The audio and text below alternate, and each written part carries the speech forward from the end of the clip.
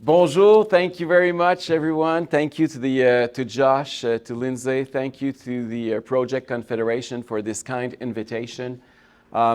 It's always a great pleasure to come to Alberta. I've been here for several years, very often. I have good friends in this province whose motto, Fortis et Liber, strong and free, also mean so much to me as a Quebecois. How could I not love such a state of mind? As a teenager, when I started to become interested in politics, I discovered Peter Lougheed, your premier at the time. I witnessed how committed he was to defending your provincial rights, protecting Alberta's control over its natural resources. The then premier in Quebec, René Lévesque, was his strongest ally. And for me, that is how I discovered and never forgot that Alberta and Quebec are each other's best allies when it comes time to fight for our provincial autonomy and making sure Canada remains a confederation, not a unitarian state. Later on, I became close with such people as Pierre Poilievre, actually, that I met here in Calgary in 2000 with the Stockwell Day leadership campaign of the Canadian Alliance of the time. I've met also Jason Kenney, Danielle Smith. They all became friends over the years. And je veux dire en français, I want to say it in French also, les Albertains ont toujours été nos plus grands alliés pour tous ceux et celles qui voulaient de la décentralisation dans ce pays. Et je pense que c'est important aujourd'hui de le réitérer plus que jamais. Canada is not a country where all citizens are subject to the same and unique power. There are reasons why there is a division of powers and that we are in a confederation. Because Canada is large, Canada is diverse. If everything were centralized in Ottawa, Quebec would never have been part of that deal initially, and Alberta would have probably voted to separate a while ago. Quebec existed before Canada. We always have to remember that. And as Quebecers, we agreed to a certain limitation of our freedom and actions to have some common goals. Quebecers form a nation, proud and autonomous, as was recognized by the Stephen Harper government in the House of Commons in 2006. And even a more recent example is the reopening of a new provincial office in Ottawa last week by your Premier Danielle Smith that is meant to increase Alberta's powers and give your province a louder voice when it comes to national politics is quite a big and huge symbol. Alberta and Quebec are currently the only two provinces with such an office in the capital. We have an embassy in Ottawa. I told you we are each other's strongest ally, and we just had a proof over the last few days. Like Alberta, Quebec also has a tradition of having new political parties on the scene that rise at least once every generation. So I'm going to talk about what's going on with the Conservative Party of Quebec because I'm here as the leader of the party today. It's a party that has a history in Quebec, but a party that disappeared from our National Assembly for over 86 years. We had kind of a rebirth in the last 3 years. Just to give you some figures, in 2018, the party had 1% of the vote in Quebec, and we had between 400 and 500 members. I ran in the leadership of the Conservative Party of Quebec in November 2000, so that's when it started. Within 2 years, we were able to increase our membership to over 63,000 members. We're the party that has the largest amount of members in Quebec right now. And we ended up getting 13% of the vote in October 2022, the last provincial election, with over 530,000 Quebecers voting for us. Only in Quebec and in Alberta can one build political parties so quickly. Preston Manning reminded me that last night. Unfortunately, though, our growth did not give us any seats in the National Assembly, even if we had as many votes as the Liberals, the Parti Québécois, and Québec Solidaire. Just like Preston Manning, actually, Preston Manning's Reform Party of Canada in 1988, for those of you who recall. And you remember what happened the election after in 1993? Well, the Reform Party won 52 seats, and that's what we're going to do. In Quebec currently, polls indicate that if there were an election today, we would have almost the same number of votes that we had in the last election, but we would end up with 6 seats in the National Assembly if an election was today. Since the election, the party has been working on better defining our autonomous policies, At its convention last November, we adopted a political platform that is not federalist, not separatist, but resolutely autonomist. Un Québec prospère et autonome au sein de la Confédération canadienne, a Quebec prosperous and autonomous within the Canadian Confederation. Historically, and in more recent times, the principal defender of the autonomy of the provinces was Quebec in the country.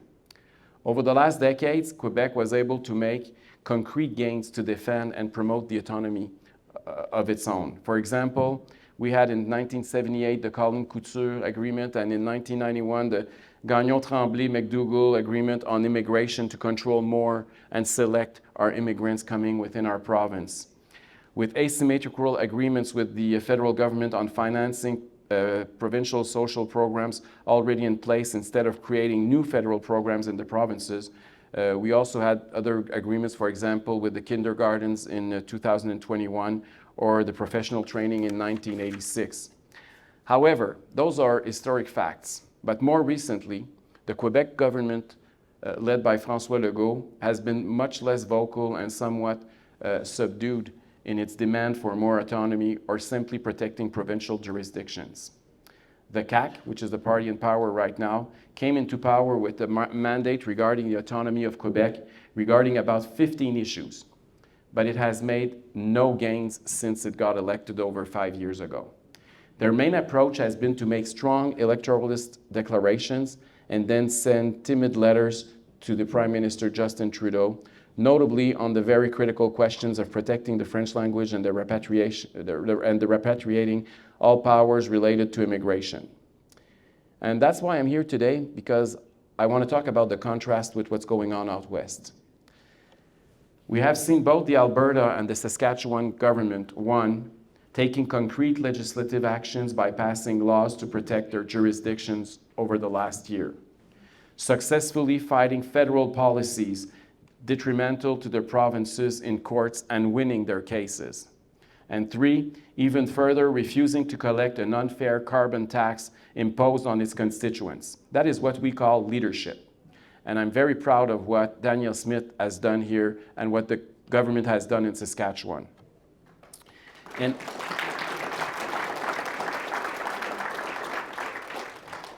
therefore, as happy as we are that the West has taken up the fight with the federal government of Justin Trudeau on protecting their autonomy, Quebec has to become an ally and team up with Alberta, Saskatchewan, and all other provinces who are able to stand up.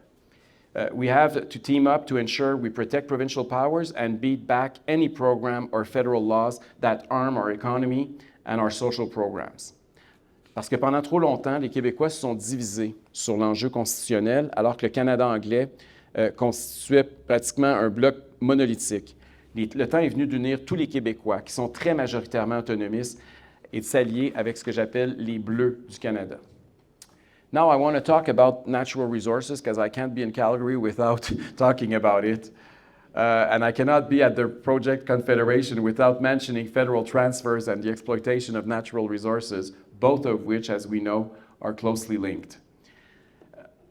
I clearly heard and read the following statement from your website, and I will quote, a disproportionate share of these fiscal transfers end up in Quebec, where their provincial government uses the money to provide more and cheaper services to their residents than are available to those of us in the West who are paying the bill. This cannot continue, end of quote.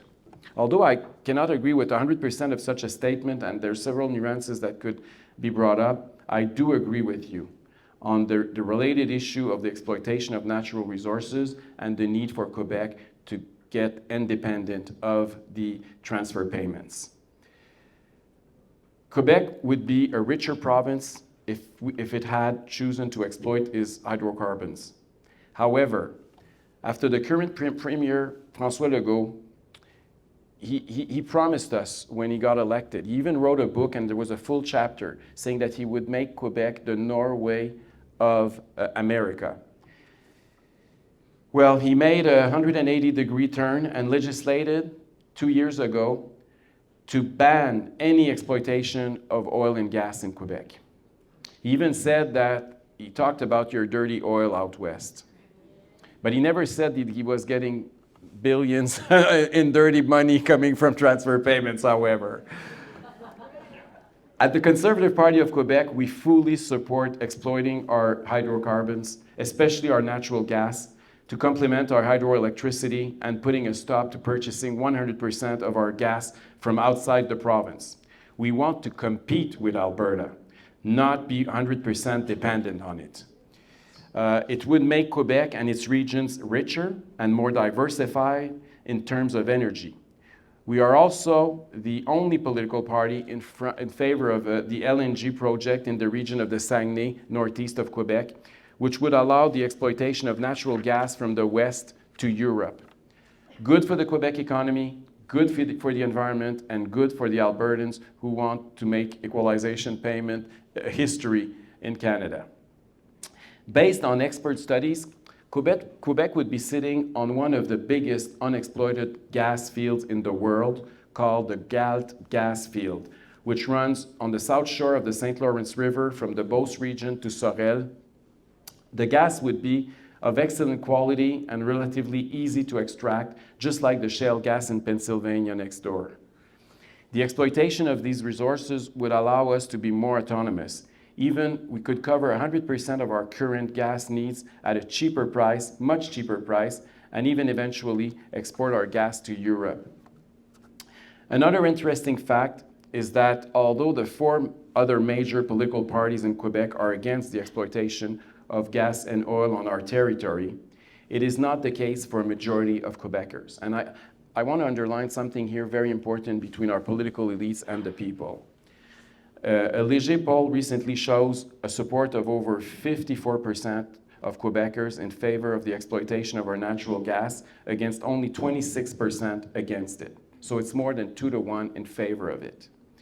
So Quebec has vast reserves of unexploitable natural gas, and a vast majority of Quebecers are in favor of its exploitation. If you are angry that Quebec is not exploiting its gas and oil right now, be angry at our politicians, be angry at our government, but not at the citizens of Quebec. My third discussion point is more forward-looking, and I want to know how can Alberta and other provinces pushing for more autonomy work hand in hand with the Quebec government to ensure notable gains on more provincial autonomy.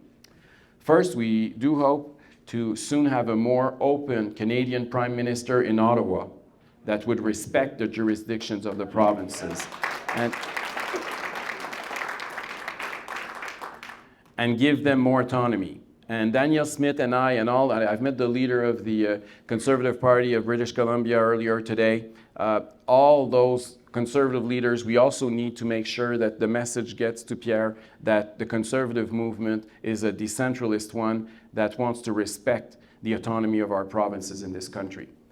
All signs seems to show that we would be in such a position no later than 2025 with a prime minister that is open-minded vis-a-vis our demands. Secondly, think tanks should be put in place with regular exchanges with Quebec to examine on which policy issues we can coordinate concrete actions combined with ministerial level meetings on critical sectors. At the Conservative Party of Quebec, we are particularly interested in learning more about the law on the sovereignty of Alberta inside a united Canada.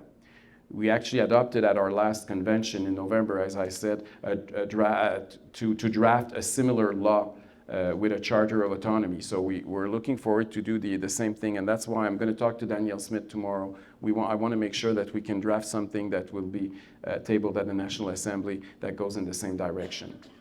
Thirdly, with a Canadian Prime Minister who is more open to decentralization, we could examine the question of decentralizing certain powers or programs to the provinces to bring decisions closer to citizens. And, you know, this morning I did some radio interviews here in Alberta, and they were saying, are you in favor of this policy? Are you in favor of what they're doing? I'm like, as a Quebecer, I don't have to come here and tell you if I agree or not. It's none of my business. I agree with the fact that it's your province that should decide, and it's the people at the end of the day who are going to vote the government who's going to vote for those laws. Quebecers have nothing to do with that. We shouldn't intervene, and the same is true on the other side. So, François Legault parle beaucoup de rapatriement de pouvoir et en a fait sa grande priorité mais il n'a aucune stratégie, aucun allié, aucune démarche concrète pour protéger et augmenter les pouvoirs du Québec. Encore une fois, beaucoup de paroles en l'air, beaucoup de lettres inutiles, sans aucune action concrète. De toute évidence, notre premier ministre a préféré les coups de gueule et les symboles plutôt que les résultats et les gains concrets pour le Québec, contrairement à l'Alberta et à la Saskatchewan. Et plutôt que de rejeter les initiatives en Alberta et en Saskatchewan, le Parti conservateur du Québec tente de mieux comprendre leur démarche, d'en faire des partenaires et, si possible, d'élargir une coalition qui protège plus efficacement les pouvoirs du Québec et des autres provinces. In conclusion, during the next few years, we may have an historical window where the stars will be aligned, bringing together several provinces and hopefully a Canadian Prime Minister in favor of more provincial autonomy. An historical window that would allow the discussion to be based not on a centralizing ideology, but on the needs to better serve Quebec, better serve Albertans, better serve every single Canadian citizen. An historical window where the West and Quebec would ally itself to return to the spirit of the fathers of the Confederation with strong and autonomous provinces while the federal government concentrates on delivering efficient services in its jurisdictions and not wasting time and energy on hindering the economy or of the provinces or constantly intruding in provincial jurisdictions. An historical moment where the Quebec nation could finally consider being 100% part of the country on the basis of this closer collaboration between the West and Quebec and some concrete autonomous gains. And maybe it is too much wishful thinking, some people might say, but such an historical moment for Quebec and Canada and Alberta will have to happen one day, and we do believe that the sooner will be the better. Thank you very much. Merci beaucoup. Thank you.